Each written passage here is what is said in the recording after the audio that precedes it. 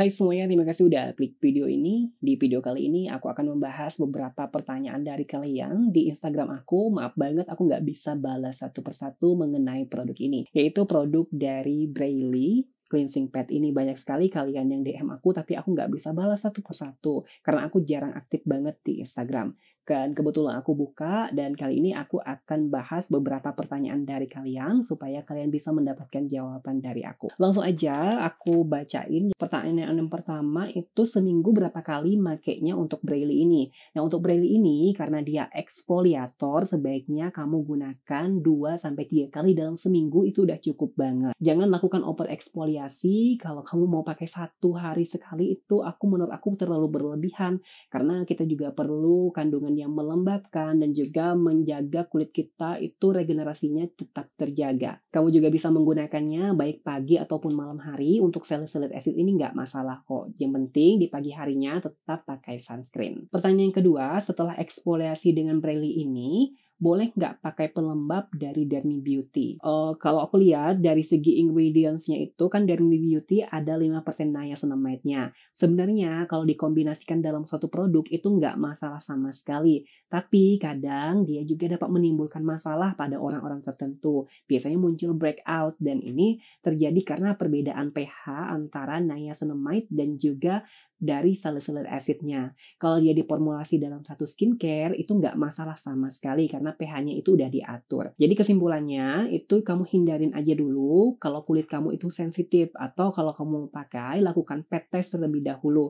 Kalau nggak terjadi apa-apa di kulit kamu bisa lanjutkan. Tapi kalau kulit kamu itu bermasalah, sebaiknya hentikan penggunaannya bersamaan dengan Dermy Beauty dan juga dari Braille ini. Pertanyaan yang ketiga, bisa nggak sih si Braille ini untuk kulit kering? Tentunya kita lihat dari segi ingredients-nya. Dari segi ingredients-nya dia mengandalkan kandungan salicylic acid dan juga tea tree. Salicylic acid itu merupakan kandungan acid yang cocok digunakan untuk kulit yang berminyak. Untuk kulit yang kering itu bakalan bikin kulit kamu jadi kering lagi karena dia dapat mengurangi minyak yang ada di kulit kamu. Jadi aku nggak terlalu rekomen kalau kamu mau pakai si Braille ini untuk kulit yang kering. Kamu bisa memilih produk cleansing pad lainnya yang ada kandungan glycolic acid ataupun AHA yang bersahabat buat kulit kering. Pertanyaan keempat, kalau habis pakai Expo, pakai serum niacinamide nggak apa-apa?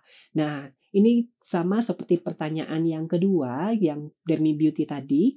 Kalau ada kandungan niacinamide-nya, sebaiknya hindarin aja penggunaannya. Pertanyaan yang kelima, kalau udah pakai Braille ini, setelah itu mau pakai toner yang ada clarifying-nya, apakah boleh apa enggak? Clarifying ini biasanya juga kandungannya salicylic acid, kemudian kandungan AHA juga, dan kandungan-kandungan yang mengeksfoliasi dan juga membersihkan pori-pori kulit. Sebaiknya hindari penggunaan clarifying toner setelah menggunakan cleansing pad ini, karena kandungannya bakalan double-double. Bisa aja kalau kandungannya itu terlalu tinggi, bikin kulit kamu jadi over eksfoliasi. Sebaiknya setelah menggunakan cleansing pad ini, kamu gunakan toner yang menghidrasi. Gunakan yang ada hyaluronic acid-nya, ada kandungan ceramide. Kemudian kalau kamu mau yang alami, kamu bisa pilih Centella asiatica ataupun kandungan mugwort. Pertanyaan yang keenam, apakah setelah pakai eksfoliator dari Braille ini, aku mau pakai essence dari Pyukangyul?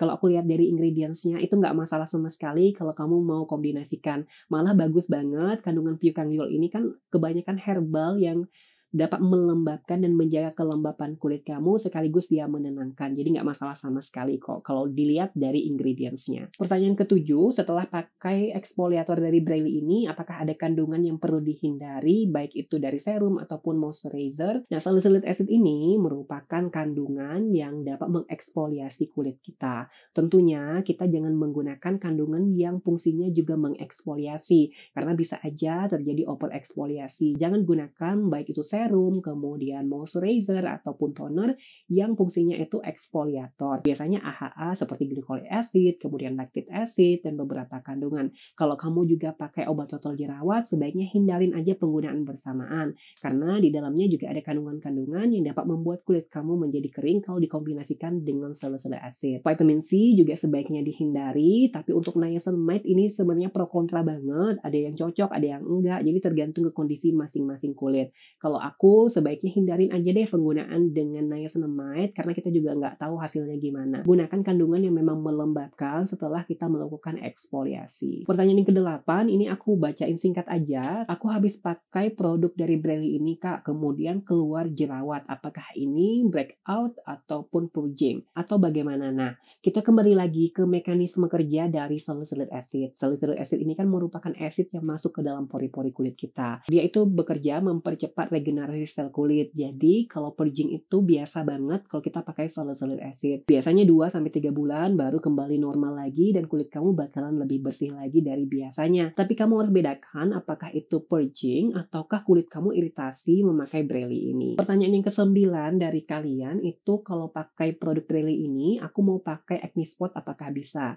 Sebaiknya hindari penggunaan acne spot pada saat kamu melakukan eksfoliasi karena kandungannya hampir sama, yaitu ada salicylic acidnya atau beberapa kandungan yang bermanfaat sebagai eksfoliator. Takutnya terjadi overeksfoliasi di kulit kamu. Yang penting lakukan bertahap, jangan terburu-buru dalam mengeksfoliasi kulit kita. Bukan kulit kita yang sehat yang akan kita dapatkan, malah kulit kita akan jadi masalah kalau kulit kita itu kita tambahin lagi kandungan-kandungan yang mengeksfoliasi. Pertanyaan yang ke-10, apakah eksfoliator dari Brelly ini bisa digunakan bersamaan dengan retinol? Nah, retinol ini juga meregenerasi sel kulit kita dengan sangat cepat. Jadi, jangan pakai bersamaan karena takutnya terjadi overeksfoliasi di kulit kita.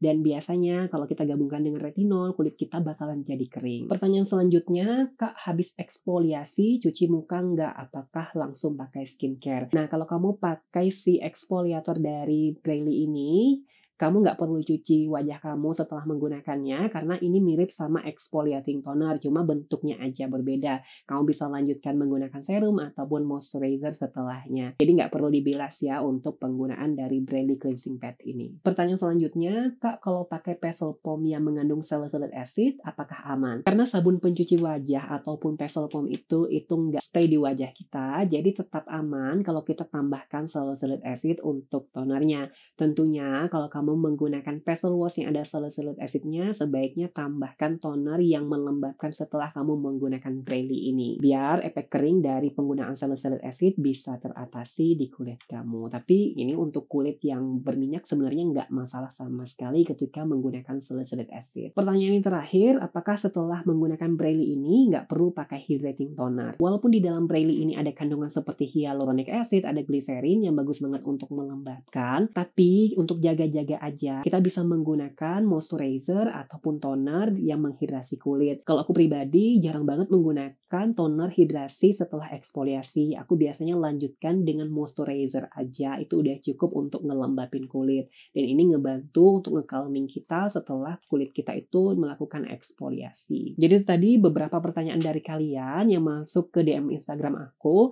Tapi buat kamu yang mau masih tanya mengenai produk-produk yang udah aku review atau yang aku sarankan di channel ini, kamu bisa tinggalkan pertanyaan di bawah ini ya. Mungkin kalau pertanyaannya banyak, akan aku balas lewat video aja, jadi aku nggak terlalu banyak mengetiknya. Dan semoga video kali ini bermanfaat buat kamu.